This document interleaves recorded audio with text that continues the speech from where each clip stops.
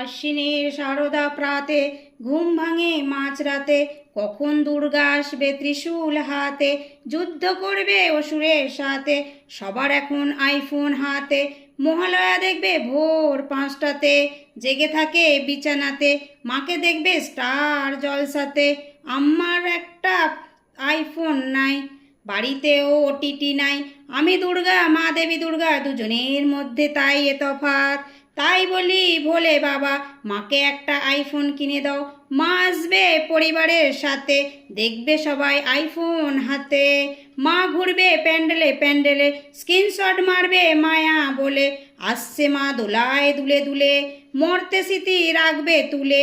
এইটা ভেবে মহালয়ার ভোরে মা ভাসছে চোখের জলে।